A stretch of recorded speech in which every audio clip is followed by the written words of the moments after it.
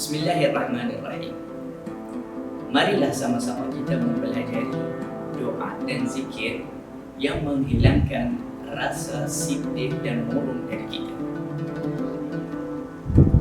Amalan yang pertama iaitu banyakkan membaca selawat atas Nabi Muhammad SAW.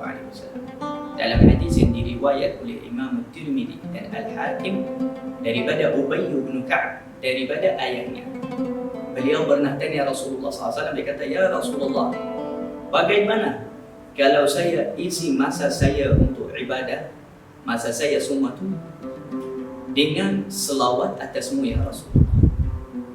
Maka Rasulullah SAW jawab kepadanya, dia kata, "Idzan yakfika Allah tabaraka wa ta'ala ma ahammaka." Jadi Allah Subhanahu wa taala akan cukupkan kamu daripada segala perkara yang membuatkan kamu risau dan sedih, daripada perkara duniawi dan perkara di akhirat. Subhanallah. Jadi banyakkan selawat, insya-Allah rasa sedih itu akan hilang. Zikir yang kedua iaitu la haula wala quwwata illa billahil aliyyil azim. Sayyidina Ibnu Abbas radhiyallahu anhu, beliau berkata, Rasulullah sallallahu alaihi wasallam bersabda, "Man kathurat humumuhu wa ghumumuhu falyukthir min qawli la haula wala quwwata illa billah." Barang siapa yang banyak rasa sedih, banyak rasa risau di dunia ini, hendaklah dia memperbanyakkan baca la haula wala quwwata illa billahil aliyyil azim. Amalan ketiga iaitu membaca ya hayyu ya qayyum birahmatika astaghith. Dalam hadis yang diriwayat oleh Imam Tirmidzi, Sayyidina Anas radhiyallahu anhu, beliau berkata, jika Rasulullah SAW mendapatkan satu keadaan yang menyedihkan hatinya, maka Rasulullah SAW akan membaca ya hayyu ya qayyum birahmatika astaghith. Amalan yang keempat, yang terakhir insya-Allah, yang boleh menghilangkan rasa sedih dan murung itu iaitu memperbanyakkan membaca istighfar. Dalam hadis yang diriwayat oleh Abi Dawud, Nabi Muhammad sallallahu alaihi wasallam bersabda, barang siapa yang melazimi istighfar, yakni banyak baca istighfar kepada Allah Subhanahu wa taala, pasti Allah Subhanahu wa taala akan memberi kepadanya pintu keluar daripada segala kesulitan, dan pintu keluar juga daripada segala musibah dan masalah dalam hidupnya. Juga Allah Subhanahu wa taala akan memberi kepadanya rezeki daripada jalan yang tak disangka-sangka. Jadi ini adalah 4 amalan yang insya-Allah boleh menghilangkan rasa sedih daripada kita. Ada seorang ulama berkata, ramai manusia, bahkan manusia yang berakal, yang pandai di dunia ini, semua mereka berusaha untuk menghilangkan rasa sedih itu. Tetapi berbeza cara mereka. Dan cara yang betul, yang baik, yang sebenar, iaitu kita rujuk kepada Allah Subhanahu wa taala melalui bacaan zikir, istighfar, doa kepada Allah Subhanahu wa ta'ala. Ballighu anni walau ayah. Sampaikanlah daripadaku walaupun 1 ayat.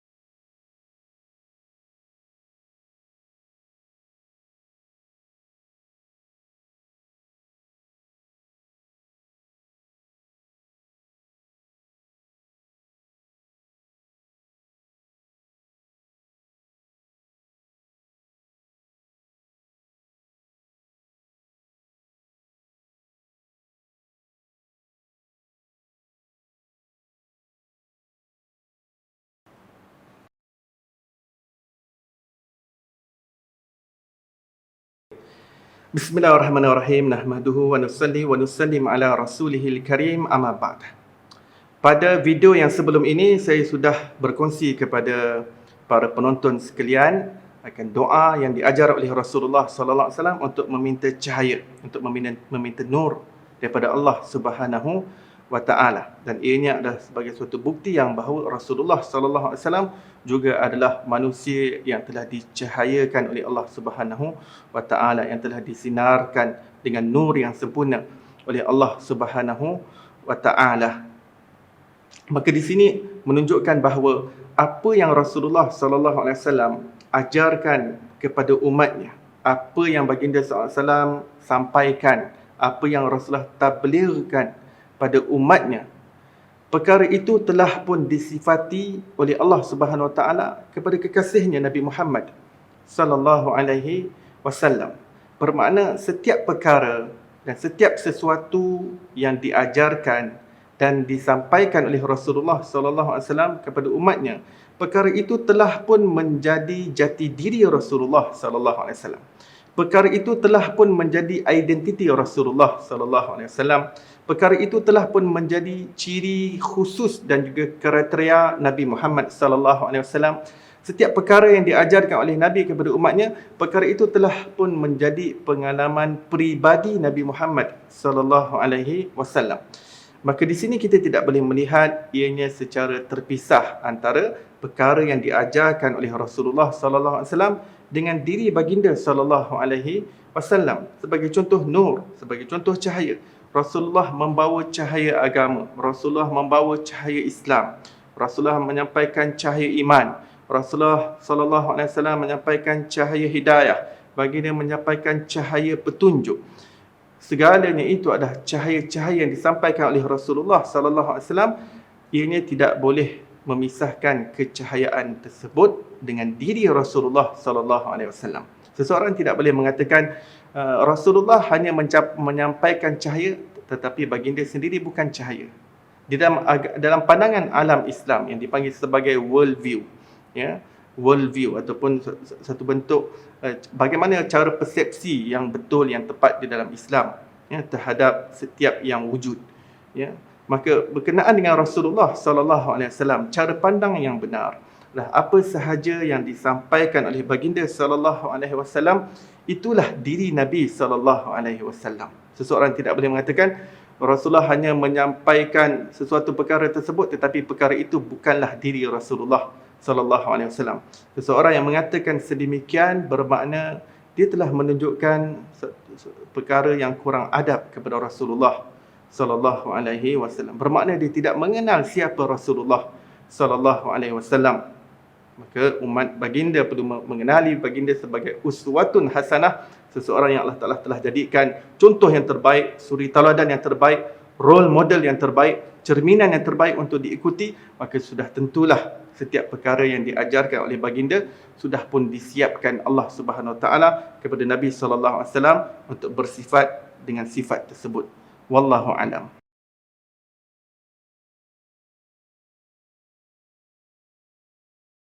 Apa khabar semua sidang penonton yang dikasihi Allah? Moga-moga anda terus ceria, terus tersenyum dan jangan lupa untuk berselawat kepada baginda Nabi sallallahu alaihi wasallam. Moga-moga dengan berkat selawat kehidupan kita akan dipermudahkan dan segala hajat kita akan dimakbulkan oleh Allah Subhanahu wa taala. Kali ini saya nak kongsi bagaimana agaknya sunnah Nabi SAW yang sangat dekat dengan kita dan memang selalu kita amalkan. Tapi kalau kita tak niat untuk mengikuti ittiba', yakni menjadi contoh kepada Nabi SAW, maka kita akan rugi. Sedangkan benda ni kita buat hari-hari, apa dia? Memakai pakaian. Kan kita pakai baju, pakai seluar, ada macam-macam jenis pakaian, ada jubah. Kalau orang perempuan tu lagilah macam-macam jenis pakaian, daripada tudung, anak tudung sampai ke kaki, macam-macam jenis. Apapun pakaian yang kita nak pakai ataupun bagaimana gaya pemakaian kita, jangan lari daripada mengikuti contoh baginda Nabi sallallahu alaihi wasallam. Nabi sallallahu alaihi wasallam memakai pakaian yang bersih. Tapi pakai pakaian yang memastikan pakaian itu menutup aurat baginda Nabi sallallahu alaihi wasallam. Dan bila Nabi pakai pakaian, Nabi akan baca doa, dan doa ini kita boleh amalkan sama-sama, iaitu ya Allah ya Tuhan kami, tutuplah keaiban kami. Ya Allah, ya Tuhan kami, tutuplah aurat kami. Kerana apa? Aurat ini adalah cukup istimewa. Ia dijaga dan dipelihara bagi orang yang beriman. Sesuatu yang cukup mahal. Agama ini cukup istimewa, cukup eksklusif. Kita umat Muhammad cukup eksklusif, cukup mahal di sisi Allah Subhanahu Wa Taala. Maka sebab itu kita disyariatkan untuk menutup aurat. Bagi orang lelaki ada auratnya, bagi orang perempuan ada auratnya. Jadi menutup aurat itu bukan sekadar wajib, bahkan mendapat pahala yang besar, kerana itulah yang diamalkan oleh baginda Nabi SAW. Bila kita nak pakai baju ni pula, ada pakaian-pakaian, warna-warna yang sepatutnya mengikut keadaan. Kalau zaman hari ni kita kata pakai ikut protokol lah, begitulah Rasulullah. Bila Rasulullah di rumah, ada pakaian Nabi. Bila Rasulullah dengan para sahabat, ada pakaian Nabi sendiri. Kalau Nabi bertemu dengan pemimpin-pemimpin besar daripada dalam ataupun luar negara, ada pakaian-pakaian yang khusus. Kalau kita hari ni pergi pejabat, ada pakaian kita. Pergi masjid, ada pakaian kita. Pergi bersukan, ada pakaian kita. Jadi bermakna kita ketika itu sedang mengikuti cara berpakaian baginda Nabi SAW. Dan kena ingat bagi orang perempuan ni, bila nak berpakaian, jangan yang menjolok mata. Jangan yang nampak megah sangat sehingga boleh membawa kepada fitnah. Begitu juga kaum lelaki. Kena jaga-jaga nak bergaya. Jangan sampai kita boleh tasyabuh. Apa itu? Kita boleh menyerupai orang-orang yang tidak disukai oleh Allah Subhanahu Wa Taala. Jadi pakailah pakaian yang cantik-cantik kerana Allah itu cantik dan Allah sukakan yang cantik-cantik. Jaga kecantikan yang sedia ada, perhiasi, indahkan lagi perhiasan kita, dan insya-Allah kita akan sentiasa mendapat pengampunan daripada Allah Subhanahu Wa Taala. Jangan lupa untuk terus menyampaikan apa saja pesanan, kerana Nabi berpesan kepada kita, balighu anni walau ayah, sampaikanlah dariku walau satu ayat.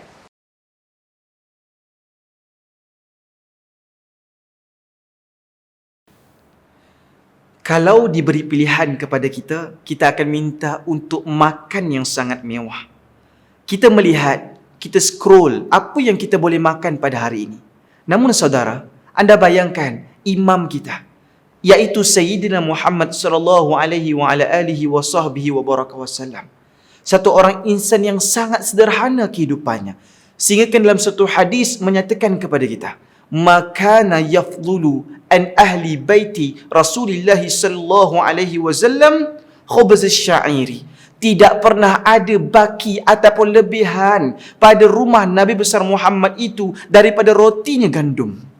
Sebab itu para penonton dimuliakan oleh Allah Subhanahu Wa Taala, itu Nabi besar Muhammad sentiasa bersederhana dalam kehidupannya. Sehingga disebutkan dalam satu hadis dalam kitab Al-Imam At-Tirmizi, Nabi juga turut sederhana dengan cara makannya. Tidak Nabi makan di atas meja kecuali di hamparan yang terbentang luas. Bukan itu juga saudara, suatu saat dan ketika apabila Masyruq pergi menziarahi Aisyah radhiyallahu anha, mereka bertembung dalam suatu keadaan. Aisyah pada ketika itu dihidangkan dengan makanan yang sungguh sedap dan istimewa. Aisyah melihat tanpa boleh menjamahnya. Masyruq bertanya, "Wahai Aisyah radhiyallahu anha, kenapa kau tak ambil dan kenapa kau tidak makan?" Kata Aisyah, "Sesungguhnya apabila aku melihat makanan yang indah dan sedap ini, aku tak mampu nak makan sebab aku teringat 2 hari sebelum Nabi besar Muhammad itu wafat, beliau langsung tidak menjamah apa-apa makanan pun saudara." Sebab itulah sebagai satu orang pengikut Nabi besar Muhammad sallallahu alaihi wasallam, kita dianjurkan agar bersederhana dalam soal pemakanan. Itu Nabi besar Muhammad tidak pernah merasai kekenyangan sepenuhnya sehingga tersandar dalam kehidupannya. Kecuali dalam suatu hadis, Nabi pernah merasa terlalu letih sehingga Nabi makan dalam keadaan bersandar akibat keletihan, bukan kerana kekenyangan.